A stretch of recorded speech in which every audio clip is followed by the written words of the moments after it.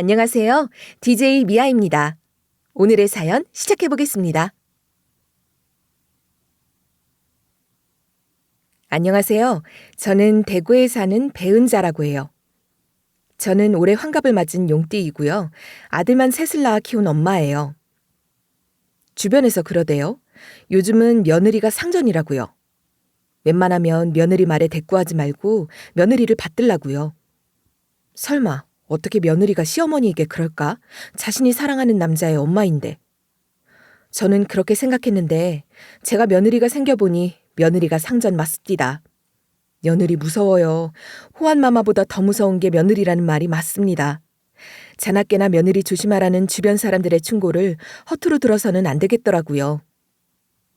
저 같은 경우에는 며느리한테 얼마나 어처구니 없는 일을 당했는지 들은 사람들마다 혀를 내두를 정도예요. 지금 생각해도 정말이지 시어머니에게 어떻게 그런 짓을 할 생각을 했는지 이해가 가질 않아요. 저는 백화점 문화센터 글쓰기 강좌를 몇 년째 듣고 있어요. 오늘은 거기서 배운 실력을 바탕으로 며느리와 있었던 얘기를 해보려고 해요. 제 생전 이렇게 긴 글은 처음이에요. 작정하고 써내려가는 글이니 대체 저와 며느리 사이에 어떤 엄청난 일이 있었는지 끝까지 들어주세요. 제 큰아들은 반듯하게 자라서 인류대를 졸업하고 대기업 지방지사에서 근무를 시작했어요. 그리고 그 지방에서 만난 약사와 결혼을 했죠. 전문직 며느리, 퇴직 걱정이 없는 약사 며느리가 제 딴에는 얼마나 자랑스럽고 이쁘던지요. 주변에서 약사라는 전문직 며느리를 들였다고 저를 얼마나 부러워했는지 몰라요. 으쓱대느라 제 어깨가 하늘 위로 솟을 정도였어요. 얘, 약사 며느리 봤는데 그냥 넘길 거야? 근사한 곳에서 밥 사. 어머머, 너는 무슨 복을 타고났니? 큰아들이 공부 잘해서 대기업 들어갔다더니 며느리 복까지 있어? 그 복 나 좀 나눠주라 얘. 약사 며느리가 뭐 별거라고 너희들 그러니? 의사 며느리든 시어머니가 들으면 웃겠다 얘. 그런데 전문직 며느리가 집안에 들어오니 자랑스럽기도 했지만 한편으로는 조심스럽더군요. 전문직 며느리가 아니면 며느리를 편하게 생각한다거나 함부로 대한다는 게 아니라 아무래도 심리상 배운 며느리가 매사에 좀 어렵긴 하죠.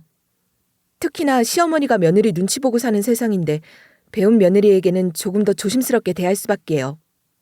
근데 말이에요. 제 집에 들어온 이 며느리란 년은 제가 오냐오냐 해줬더니 언제부턴가 제 등에 기어오르려고 하는 거예요.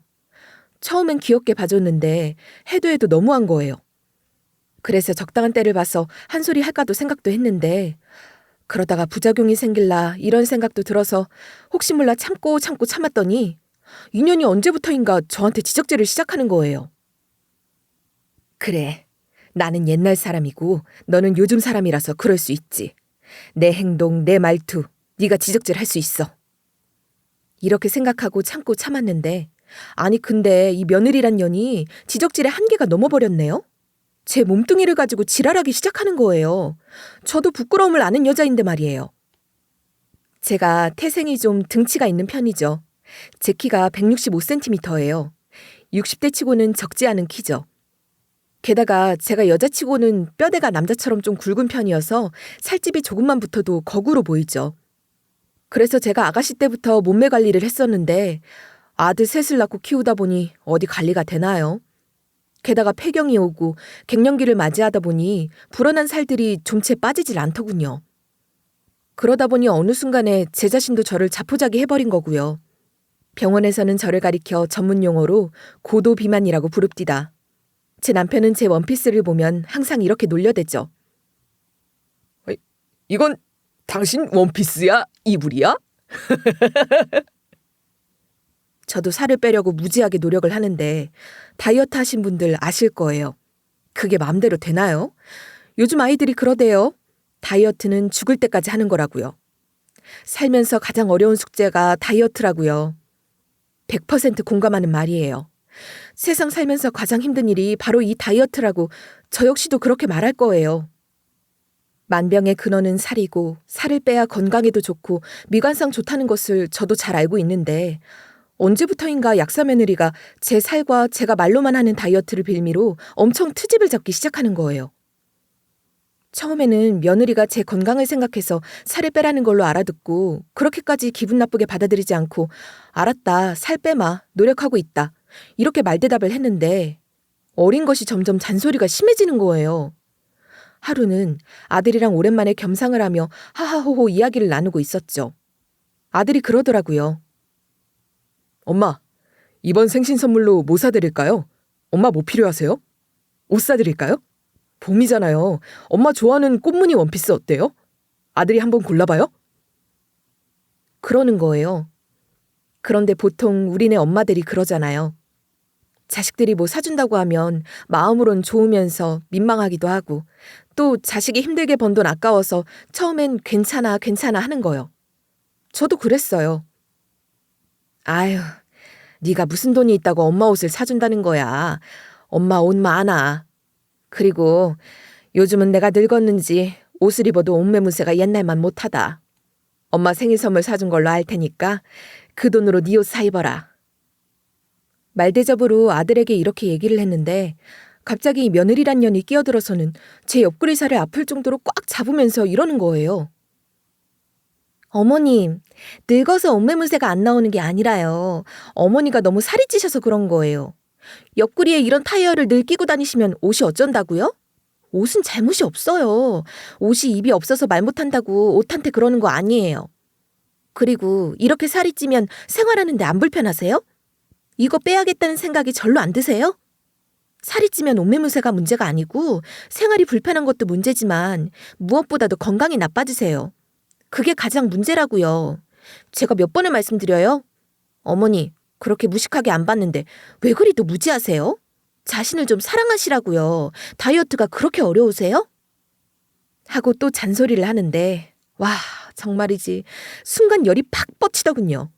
아니, 며느리가 시어머니 걱정해주는 건 좋은데 이 자리에 나 혼자 있는 것도 아니고 아들 앞에서 굳이 딸도 아닌 며느리가 시어머니 옆구리 살을 가지고 트집을 잡을 일입니까? 너무나 화가 나서 그래, 나는 다이어트가 세상에서 제일 어렵다. 됐냐? 예, 너는 다 좋은데 말이다. 할 말과 하지 않을 말을 좀 가려서 해라. 나름 배운 애가 왜 그러니? 네 말에 나 지금 민망해하는 거 모르겠니? 요런 얘기는 너랑 나 둘만 있을 때 하라고.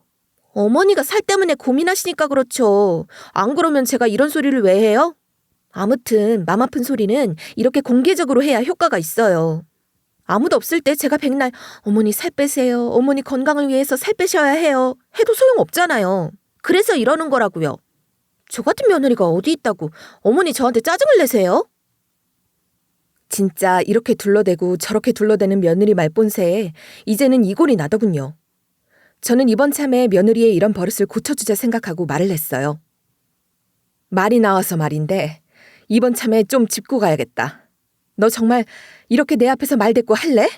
시어머니가 한마디 하면 두마디 하는 버릇은 어디서 배운 거야? 살찐 게 무슨 죄야? 나 살찌는데 네가 뭐 도와준 거 있니? 내가 살쪄서 네가 뭐 생활하는데 불편해? 왜 내 일을 가지고 네가 난리야? 나는 이렇게 뚱뚱한 채로 살 거니까 앞으로 넌 신경 쓰지 마라. 내 살에 대해서 가타부터 한 번만 더 말해봐.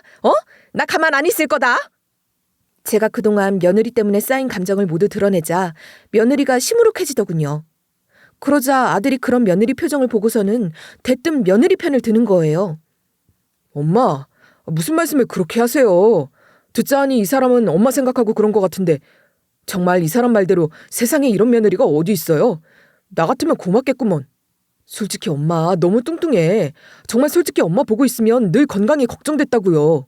엄마 건강 때문에 이 사람도 잔소리하는 건데 그렇게 받아들이시면 안 되죠. 이런 며느리가 어디 있다고. 와, 내가 다 놀랬네. 우리 엄마 이렇게 속 좁은 분인지 몰랐네. 라고 하는 거예요. 졸지에 저는 속 좁은 시어머니가 되고 며느리는 시어머니를 엄청 생각하는 세상 최고의 멋진 며느리가 된 거죠. 그런데 아들 말에 저는 완전 뚜껑이 열려버렸어요. 저는 이성을 잃은 채 아들에게 쏘아대기 시작했어요. 야, 이것들아. 밥 먹고 있을 땐 개도 안 건든다는데 너네들은 왜 꼭 식사 자리에서 내 살을 가지고 쌍으로 들들 볶는 건데? 너네들 잔소리 때문에 내가 먹는 밥이 목구멍으로 넘어가질 않는다. 아이고, 됐어. 하고 제가 성질을 내는데 이 며느리년이 한술 더 떠서는 저한테 두 눈을 크게 부릅뜨고서 어머니, 말씀 잘하셨어요. 개가 아니니까 건든 거예요. 사람이랑 짐승이랑 똑같아야 되겠어요? 개가 아니니까 살 빼라고 하는 거라고요. 사람이니까요. 뭐가 어째? 사람? 짐승? 어째 비유가 기분이 좀 그렇다? 어? 너 말이면 다야? 그리고 넌 뭐 그렇게 날씬해? 이게 그냥 며느리가 아니라 딸이었으면 머리채를 잡아서 다 쥐어뜯어 버렸을 텐데 귀한 집 딸을 제가 그럴 순 없고 홧김에 저는 손에 쥐고 있던 숟가락을 던지고 밖으로 나와버렸네요. 이 사건 이후로 한동안 아들네와 저는 냉전 관계를 유지했어요. 한동안 아들네도 저한테 연락하지 않고 저도 연락하지 않았어요. 아들 며느리가 연락하지 않으니까 좋더군요. 지적질 당하지 않으니까 세상 살만하더군요. 게다가 생각지도 못한 희소식이 저에게 전해졌어요. 20년 전 지인에게 속아서 샀던 땅이 재개발 지역이 되면서 60배 이상 땅값이 상승한다는 거예요. 그 당시 재개발이 목전이고 사려는 사람이 돈을 뭉치로 들고 왔다는 말에 땅 구경도 해보지 않고 무작정 서류에 도장부터 찍고 가진 돈 전부를 털어서 샀죠. 서류 정리가 다 된 뒤에 땅을 보러 갔는데 젠장 허허벌판 돌산이더군요. 아는 지인은 이미 도망쳐버리고요. 그때 남편에게 오만 욕은 다 얻어먹었죠. 옆편 내가 그렇게 귀가 얇아서 어디다 써? 등신마냥 사기나 당하고 말이야. 잘한다 잘해. 내 피 같은 돈을 어째. 아이고 내가 미친놈이다. 네 말을 듣고 내가 바보지. 하면서 남편은 저한테 팔랑귀네 어쩌네 세상에 있는 욕이랑 욕은 다 하더군요. 그나마 다행인 건 그 땅을 아주 헐값으로 구입했고 여태껏 남편한테 이혼 안 당하고 살았는데 그 땅이 이렇게 노다지가 될 줄이야 누가 알았겠어요? 사실 저는 땅값 오른 얘기를 아들네에게는 말하고 싶지 않았어요. 그 당시 아들네랑 냉전 중이기도 했거니와 주변에서 얘기를 들어보면 그렇더라고요. 부모한테 갑자기 큰 돈이 생기면 자식들 간에 싸움이 나는 경우가 있다고요. 그래서 제 계획은 일단 땅을 완전히 다 처분하고 당장은 아니지만 어떻게 유산 분배를 할지 정하고 훗날 자식들에게 통보식으로 증여하겠다고 말하고 싶었죠. 남편에게도 그렇게 제 생각을 말했고 새아들에게 천천히 말하자고 입을 맞췄는데 이 빌어먹을 입산 영감탱이가 제 말을 무시해버린 거죠. 미안해. 아이 술 한 잔 들어가다 보니 나도 모르게 그만 새아들들에게 말해버린 거야. 술이 웬수야? 응? 술을 탓해.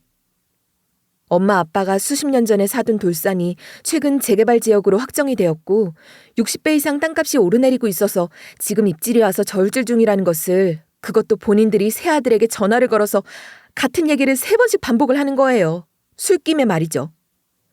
둘째 아들은 직장을 다녀도 아직 미혼이고 막내 아들은 아직 학생이라 그런지 두 아들들은 아직 관심이 없더군요.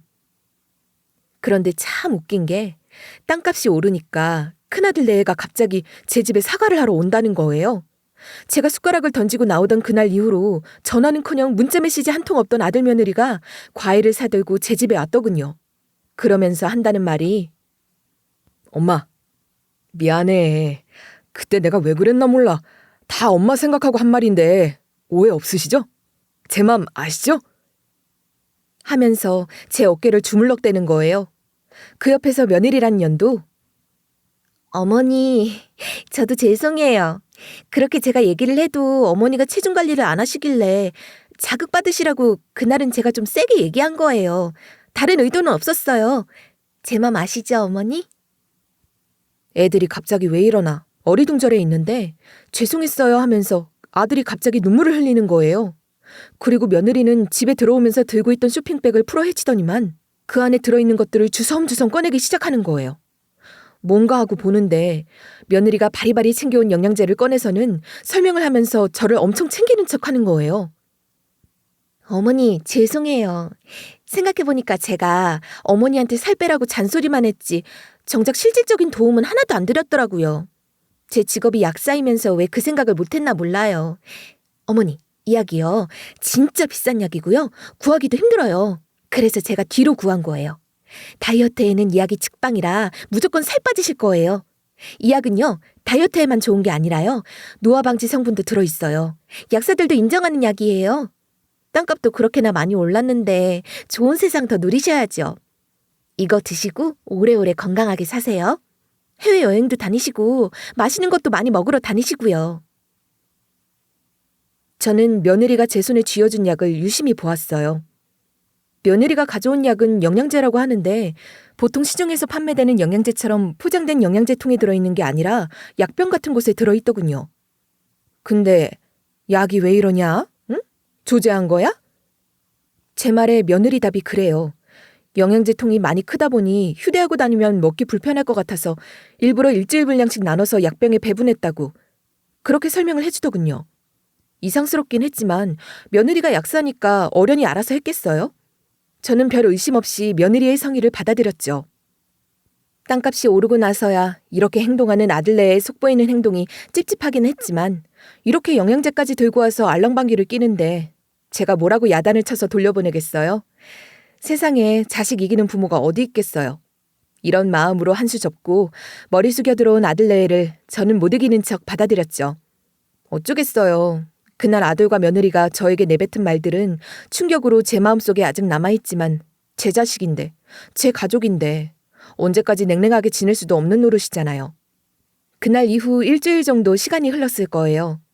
며느리가 준 약이 참 신기하더군요. 며느리가 준 약을 먹은 뒤로 살이 빠지는 거예요. 쭉쭉 빠지는 게 아니라 1kg, 2kg 서서히 아주 보기 좋게 건강하게 살이 빠지는데 참 신기하더군요. 그런 저를 보더니 며느리가 하는 말이 어머니, 비싼 약이라서 그래요. 약사 며느리 잘 두신 줄 아세요. 이 약은 국내에서 구하기 정말 힘든 건데 제가 아는 선배 약사 통해서 어렵게 구한 거예요. 특별히 어머니 위해서요. 거금 쓴 거라고요. 나중에 어머니가 그 돈 배로 저 주셔야 해요. 라고 엄청 생색을 내는 거예요. 육안으로 봐도 날씬해지는 제 몸이 확인되니까 점점 자신감이 생기고 더 열심히 다이어트를 하고 싶은 마음이 생겨서 저는 운동도 시작하게 됐어요. 왜 다이어트에 성공하게 되면 탄력이 붙는다잖아요. 와, 그런 타이밍이 저에게도 오더군요. 저는 허리에 만보기를 차고 하루에 10,000걸음씩 걷기 시작했어요. 그러다 보니까 2달 만에 10kg을 뺐죠. 10kg이 네 집 개 이름인가요? 입고 있던 옷들이 크기 시작했어요. 정말 행복하더군요. 주변에서 경사났다고 축하한다고 축하의 전화가 본물처럼 쏟아졌어요. 이제 고도비만 탈출한 거야? 아, 대체 비법이 뭐래? 나도 좀 알려줘. 너만 날씬하지 말고. 우찬 엄마, 솔직하게 말해줘. 혼자만 빼지 말고. 대체 뭐 먹고 살 뺀 거야? 나도 알려줘. 혹시 지방흡입 수술한 거야? 그런데 저는 제 다이어트 비결을 주변 지인들에게 누설할 수가 없었어요. 며느리가 제 입단속을 단단히 시켰거든요. 입이 근질근질했지만 참아야만 했어요. 어머니, 이 약은요, 해외 수입품이라서 한국에서는 구하기 쉽지 않은 데다가 파는 곳이 있더라도 소량으로 들여오다 보니 금방 품절돼서 구하기 진짜 힘들어요. 그래서 제가 일부러 어머니 드리려고 선배한테 부탁한 거니까요. 지인들한테 말씀하지 마세요. 절대로 말씀하시면 안 돼요. 한국에서 구하기 힘들다고 하면 혹시 어머니한테 달라고 할 수도 있잖아요. 이 비싼 걸 남한테 주기는 아깝잖아요. 구하기도 힘든데. 이번 참에 쭉 빼게요. 비밀로 하세요. 지인들이 물어보면 식이요법하고 운동으로 뺀다고 그렇게 말씀하세요. 꼭이요? 그래서 저는 그냥 약사인 며느리가 시키는 대로 운동 열심히 하고 소식하고 오메가3와 같은 누구나 먹을 수 있는 흔한 영양제 열심히 먹고 10kg을 뺐다고 지인들에게 둘러댔죠. 아무튼 이렇게 정기적으로 며느리가 준 영양제를 꼬박꼬박 먹고 하루에 10,000걸음씩 걸으면서 다이어트를 하는데 어느 날 문득 생각해보니 며느리가 저를 감시하는 게 아닌가 하는 생각이 드는 거예요. 살이 빠진 건 기분이 좋은데 또 감시당하는 건 말이 다르잖아요? 며느리에게 감시당한다는 생각이 드는 순간 기분이 너무 더러운 거예요. 며느리는 틈만 나면 저에게 전화를 해서는 어머니? 영양제 시간 맞춰 챙겨 드시고 계시죠? 안 드시면 옛날로 돌아가세요. 고도비만으로 다시 돌아가고 싶으신 건 아니시죠? 옛날 그 이불 같은 옷들 다시 입고 싶으신 건 아니시죠? 지금 몸무게 유지하시려면 영양제 꼬박꼬박 잊지 마시고 챙겨 드셔야 해요. 약 챙겨 드시는 건 어려운 일 아니잖아요? 이 정도도 못하시면 죽어야 해요. 뿐만 아니라 매일 문자 메시지도 보내오는 거예요. 아주 징글징글하게요. 어머니, 영양제 드실 시간입니다. 어머니, 영양제 드셨죠? 혹시 안 드시고 드셨다고 거짓말하면 옛날 모습으로 되돌아갑니다. 그러다 보니 며느리의 전화와 문자 메시지에 제가 노이로제가 걸릴 것 같더군요. 그래서 하루는 마음먹고 며느리에게 전화해서는 퍼부어댔어요. 야, 너 나 감시하니? 무슨 전화를 이렇게 해대? 내가 3살 먹은 어린애야? 다 알아서 할 건데 뭘 그렇게 확인해? 너무하는 거 아니야? 나 짜증나려고 한다. 제 말에 말빨 좋은 며느리가 가만히 있겠어요? 어머니는 왜 제 말을 꼭 그렇게 삐딱하게만 받아들이시는 거예요? 비싼 영양제인데 안 드시면 아깝잖아요. 어머니가 모르셔서 그래요. 이 약값이 보통 비싼 게 아니에요. 저도 큰맘 먹고 어머니께 선물 드린 거라고요. 그리고 일반인들은 잘 모르는데요. 좋은 약은 유통기한이 짧고 약효도 빨리 떨어지거든요. 저는 어머니 생각하고 그러는데 정말 너무하시네요. 제가 그렇게 싫으세요? 제가 그렇게도 미우세요? 하면서 또 잔소리를 시작하는 겁니다. 며느리가 오버하는 게 개짜증이지만 그래도 생각해주니 싫다는 내색은 하지 못하고 제가 제 성질 한풀 꺾고 알겠다고 하고 알겠다고 한 게 뭡니까? 도리어 미안하다고 하고 본전도 건지지도 못하고 전화를 끊었네요. 그러다 매주 수요일에 가는 백화점 문화센터에 갔는데 그곳에서 오랜만에 사부인을 만난 거예요. 저는 백화점 문화센터에서 오랫동안 수필 글쓰기 강좌를 듣고 있어요. 제가 등치에 어울리지 않게 책 읽고 글 쓰는 걸 좋아하거든요. 제가 학창시절의 별명이 문학소녀였어요. 등치는 산만해도 나름 감성이 있어요. 그래서 지인 몇 명과 어울려서 벌써 3년째 문화센터 글쓰기 강좌를 다니고 있는데요. 우연찮게 백화점 문화센터 입구에서 사부인을 마주친 거예요. 아무래도 지방 도시이다 보니 다닐 만한 백화점 문화센터가 몇 군데 없고 제가 다니는 이곳이 강사진이 제일 낮다는 소문이 있어서 그나마 이곳에 수강생들이 있는 편이죠. 은근히 문화센터에서 아는 사람들을 많이 마주치기 때문에 사부인을 만난 게 그리 신기하진 않았어요. 사부인이 먼저 저를 보더니 그러더군요. 사부인, 아유, 오랜만이세요. 요즘 통 안 보이시더니 어디 다녀오셨어요? 솔직히 요새 귀찮아서 문화센터에 발걸음을 뜸하게 했는데 이런 말을 하기도 애매한 처지라서 저는 대충 둘러댔죠. 네, 요즘 좀 집안일이 있어서 바빴어요. 하고 가려는데 사부인이 그러는 거예요. 그나저나 사부인은 무슨 살이 그렇게 빠진 거예요? 처음엔 못 알아봤어요. 사부인 아니신 줄 알았어요. 목소리 듣고 사부인인 줄 알았다니까요. 혹시 어디 아프신 건 아니죠? 대체 무슨 일이에요? 하면서 걱정의 시선을 저에게 보내는 거예요. 저는 솔직하게 말을 했죠. 아유, 아프긴요. 요즘 살 빼고 있어서요. 진작에 뺐어야 하는데 진작에 다이어트 마음먹은 게 이제야 실천에 옮겨지네요. 영양제도 먹고 운동도 병행하고 하니까 쑥쑥 빠지네요. 진작에 뺄걸. 다이어트 해보니까 아무것도 아닌 걸 왜 그렇게도 게을렀나 모르겠어요. 라고 속마음을 솔직하게 얘기했죠. 그랬더니 사부인이 그래요? 아우, 좋으시겠다. 나는 영양제도 먹고 운동도 병행하는데 왜 살이 안 빠지는지 모르겠어요. 우리 딸이 살 빼라고 영양제 줬는데도 나는 살이 안 빠져요. 물렁살이 아니라 근육으로 굳어져 버려서 그런가. 그러는데 사부인 말이 조금은 뉘앙스가 이상한 거예요. 며느리가 준 영양제라면 내게 준 영양제랑 같을 건데 왜 나는 영양제를 먹고 살이 빠졌는데 사부인은 살이 안 빠지고 그대로냐고요. 사부인하고 나하고 먹는 영양제가 다른가? 하고 저는 혹시나 해서 사부인에게 어떤 영양제를 먹고 계시냐고 물어보았어요.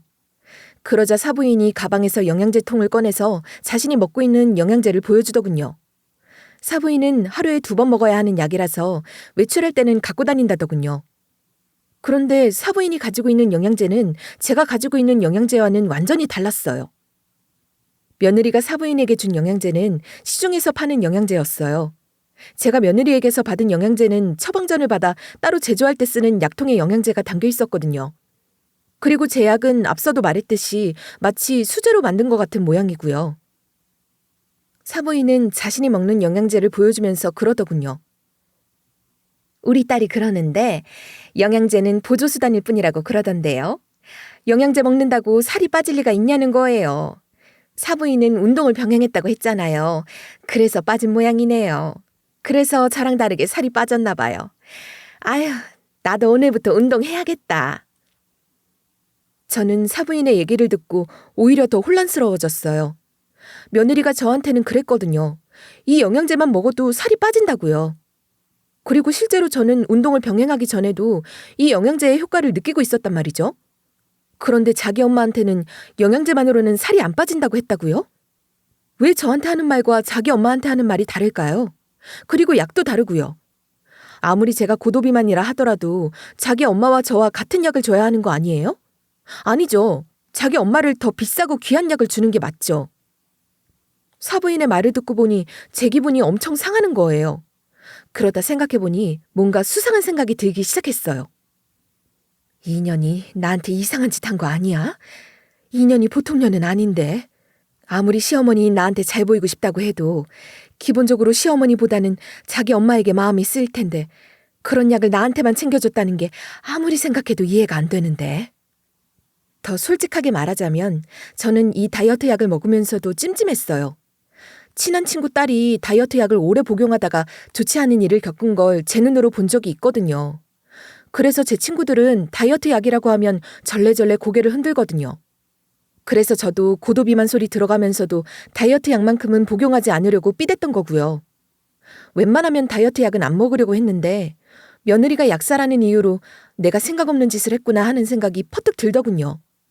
그래도 일반 며느리가 아니라 약사 며느리가 하는 말이니까 믿자 하고 돌아서려는데 제 머릿속에 얼핏 지나가는 생각이 하나 있어서 꾀를 부리게 되었어요. 저는 제 가방 안에서 며느리가 준 약을 꺼내 사부인에게 주면서 둘러댔어요. 사부인, 그럼 제가 먹는 영양제 한번 먹어봐요. 이 약 먹으면 살이 금방 빠진다니까요. 귀한 거라고 지인에게서 받은 건데 일단 내가 먹던 거 드셔보세요. 저 보시면 알잖아요. 부작용 하나도 없어요. 드셔보시고 살 빠지는 효과 있으면 제가 또 구해다 드릴게요. 사부인은 제가 손에 쥐어주는 약을 보고서 엄청 좋아하더군요. 아유, 이 귀한 걸 저한테 줘도 돼요? 정말 주셔도 되는 거예요? 저는 뻔뻔하게 대꾸했어요. 그럼요. 사돈한테 이 정도도 제가 못 해드릴까요? 더한 것도 드리죠. 저는 이 약이 집에 또 있고 지인에게 말하면 또 금방 얻을 수 있으니까 가져가서 드셔보세요. 효과 보시면 저한테 또 얘기하시고요. 얼마든지 구해드릴게요. 우리 같이 날씬해지고 같이 건강해집시다. 사부인은 제가 준 약을 손에 꼭 쥐고서 신나서 가더군요. 저는 사부인 가는 뒷모습에 대고 설마 했어요. 그런데 그날 밤이었어요. 저는 일찍 잠자리에 들었는데 전화벨 소리에 잠에서 깨고 말았죠. 시계를 보니 밤 12시가 다 되어 가더군요. 대체 이 시간에 누가 전화를 했나 하고 봤더니 핸드폰 수신인에 며느리라고 뜨더군요. 순간 잠이 확 달아났어요. 그리고 속으로 올 것이 왔구나. 내가 그동안 궁금했던 게 이제 해결이 되나 보다 생각을 했죠. 저는 능청스럽게 전화를 받았어요. 이 시간에 웬 전화야? 나 자는데. 급한 일 아니면 내일 얘기하자. 하고 끊어버리려고 하는데 며느리가 다급한 목소리로 어머니, 제가 준 영양제 우리 엄마 주셨어요? 순간 온몸에 전율이 쫙 오는 거예요. 저는 아주 순진무구한 목소리로 답했어요. 줬는데. 왜? 무슨 일이라도 있냐? 네 목소리가 왜 그래? 며느리년이 길길이 뛰고 난리를 치는 거예요. 감이 딱 오더군요. 그래, 네 엄마가 탈이 났구나. 요년, 두고 보자. 네가 나를 만만하게 봐? 어머니? 어머니가 약사예요? 약사도 아니면서 왜 약을 함부로 주고 그래요? 제가 약사인데 제 허락도 없이 왜 약을 함부로 주냐고요? 그거 범죄예요. 며느리의 말에 저는 능청을 떨었어요. 야, 그게 범죄라고? 너 나를 너무 무식하게 본다. 그거 영양제잖아. 영양제를 약사 처방받아서 먹는 사람도 있냐? 그래, 약사 처방받으면 더 좋겠지. 하지만 일반적으로 영양제는 약사 처방 없이도 먹는단다. 넌 약사가 돼서 그것도 모르냐? 범죄 같은 소리 하고 있네. 넌 가끔 보면 엉뚱한 소리를 하더라.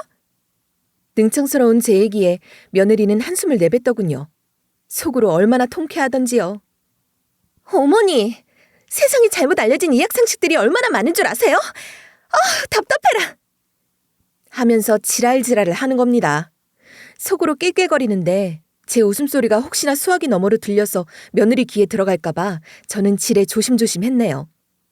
알고 보니 제가 준 영양제를 여러 번도 아니고 한 번 복용한 사부인은 극심한 복통과 설사 때문에 응급실에 실려갔고 그 소식을 들은 며느리가 바로 응급실로 달려갔더군요. 사부인은 딸에게 모든 걸 얘기한 거죠. 사돈이 약을 줘서 먹었는데 갑자기 배가 아프더라. 설사가 멈추질 않어. 세상에나 창피하게 말이다. 나 기저귀 차고 응급실 왔어야. 부끄러워서 원. 이 나이에 내가 뭔 짓을 한 거니? 며느리는 지 엄마 얘기를 듣고 화가 나서 바로 저에게 전화를 한 거였어요. 우리 엄마 저 세상에 보내려고 작정을 하셨어요? 그 약을 드시라고 주면 어떡해요? 며느리의 그 말에 저는 어이가 없더군요. 예, 무슨 영양제를 먹고 복통이랑 설사를 하니? 내가 이날 평생 살면서 그런 말은 듣도 보도 못했다. 사부인이 영양제 말고 그 전에 뭔가를 잘못 드신 거겠지. 아니, 생각할수록 이상하네. 그럼 나는 뭐냐? 나부터 복통에 설사하고 난리가 났어야 정상이지?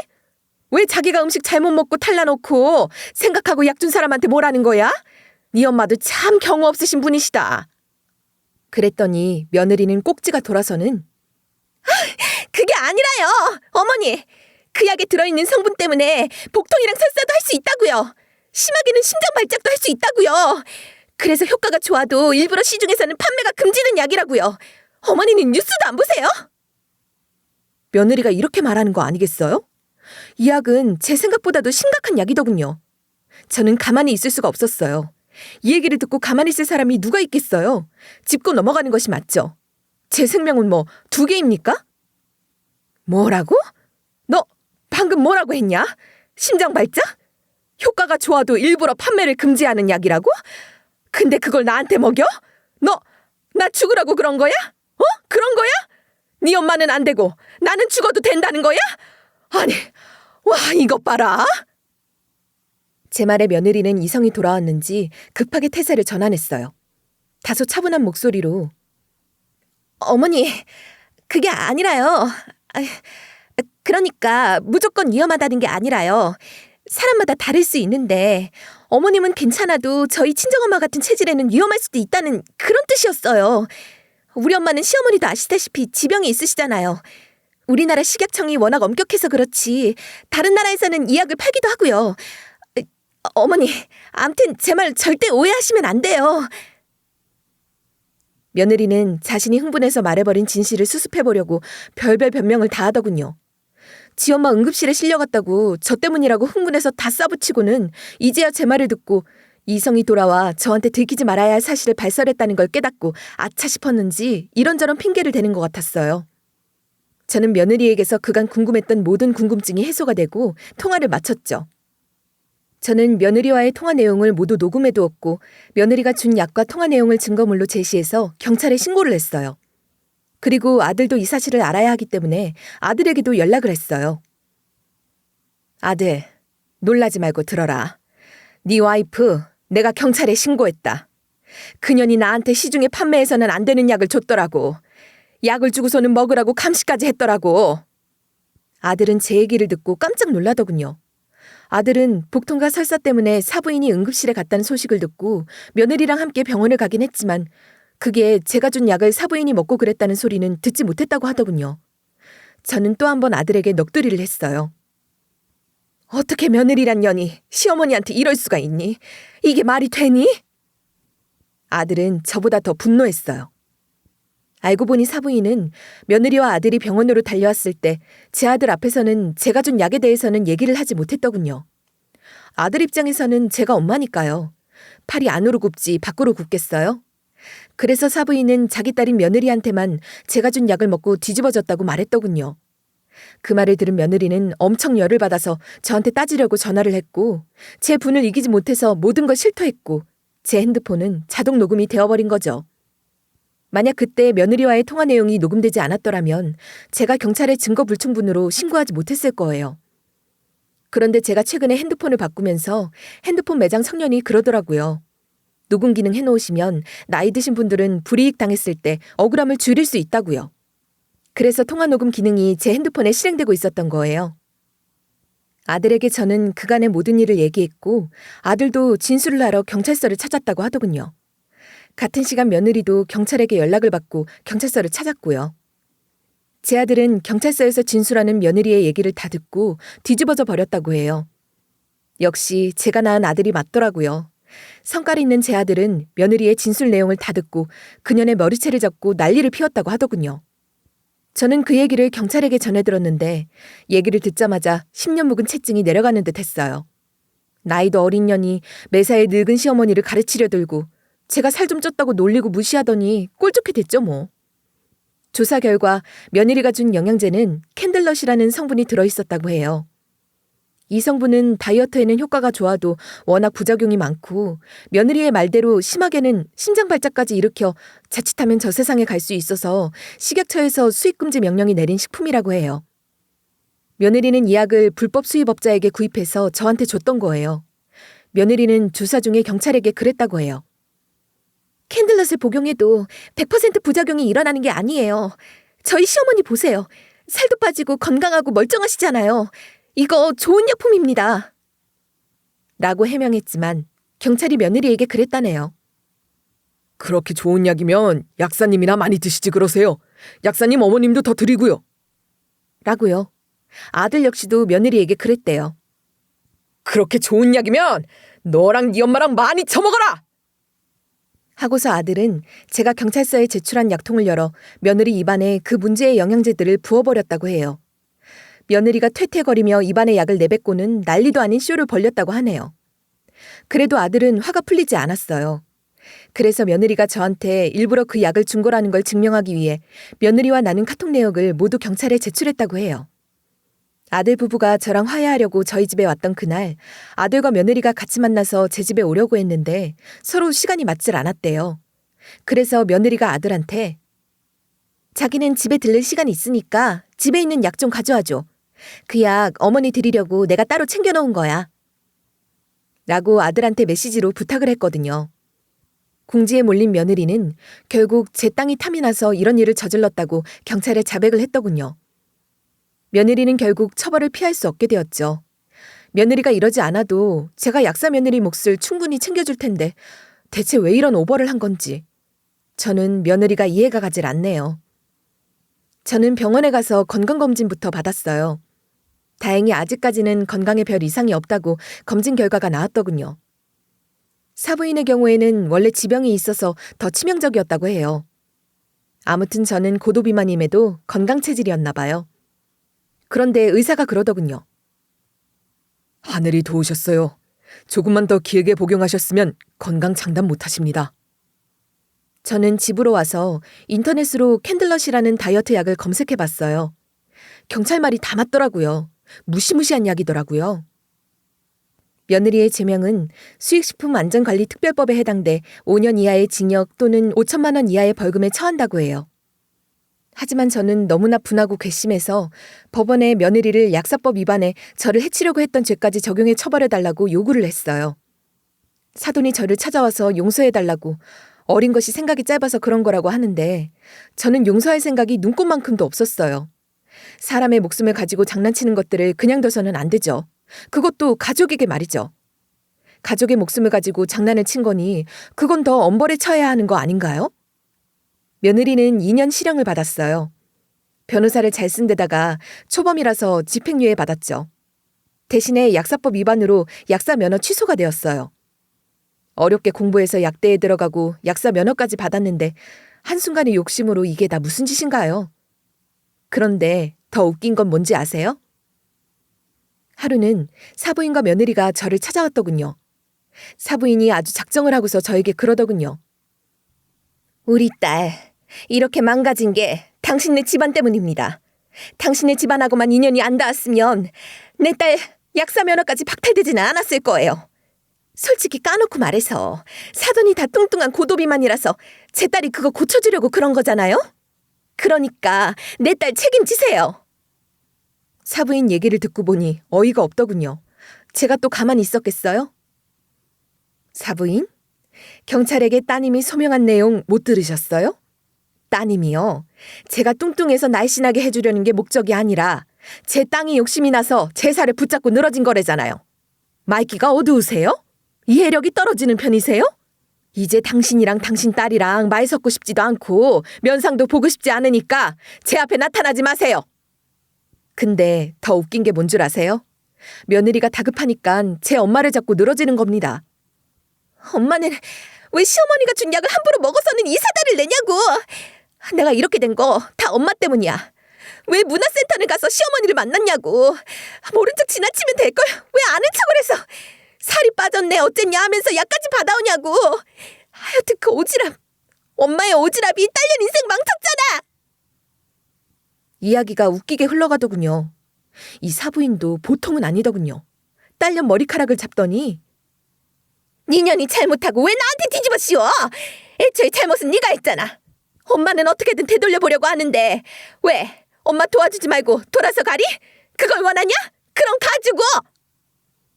이 두 모녀를 보는데 정말 코미디가 따로 없더군요. 그 엄마의 그 딸년이더군요. 우리 아들과 며느리는 당연히 이혼을 했죠. 두 사람 사이에 아이가 없어서 망정이지 아이가 있었으면 어떻게 됐겠어요? 아주 천만다행이죠. 며느리의 일이 마무리가 될 즈음 남편과 저는 돌산이 팔려서 제법 많은 돈을 벌게 되었어요. 남편과 저는 그 돈을 일단 통장에 넣어두기로 했어요. 새 아들들도 모두 그 돈에 탐을 내지 않더군요. 그 돈은 엄마 아빠 돈이잖아요. 부모님 다 쓰고 하늘나라 가세요. 저는 1원짜리 한 장도 필요 없습니다. 그러는 거예요. 남편과 저는 그 돈으로 작은 꼬마 빌딩을 살까 아니면 새 아들들에게 똑같이 나눠줄까. 남편과 저는 매일매일 생각하는 게 낙이죠. 하지만 지금도 그 돈은 고스란히 통장에 있어요. 그렇게 시간이 지났고 며느리와의 일이 있으므로 지금은 2년이란 세월이 흘렀어요. 가끔 아들에게 며느리가 연락을 해온다고 하는데 아들은 전혀 마음이 없어 보이더군요. 그래야죠. 그게 맞는 거죠. 그때 며느리가 저에게 했던 짓을 생각하면 평생 감옥에서 썩었어야 하는데 집행유예로 풀려나 감옥을 보내지 못한 게 못내 아쉽네요. 그 망할 년을 생각하면 저는 자다가도 벌떡벌떡 일어난답니다. 아니, 살찐 게 무슨 죄인가요? 글을 쓰면서도 그때 당시를 다시 회상하다 보니 또 열이 받네요. 그리고 저는 그때 10kg을 뺀 몸매를 아직 유지 중에 있어요. 다이어트 약을 먹지 않고 이제는 식이요법과 운동으로 유지를 하고 있어요. 살이란 찌기는 쉽지만 빼기란 정말 어렵잖아요. 저는 이 몸매를 유지하려고요. 오늘도 저녁 6시 이후로는 물 한 방울 먹지 않을 거예요. 그리고 제 아들이 아직 싱글인 걸 알고 인연이 자꾸 전화를 해대고 있죠. 자기야, 나 한 번만 만나줘. 만나서 할 얘기가 있어. 이제 그만해라. 입 아프지도 않냐? 입장 바꿔놓고 생각해봐. 네가 나라면 널 만나겠니? 그게 돼? 내 얘기만 들어줘. 진심이야. 나는 어머니를 위해서 그랬어. 건강하시라고.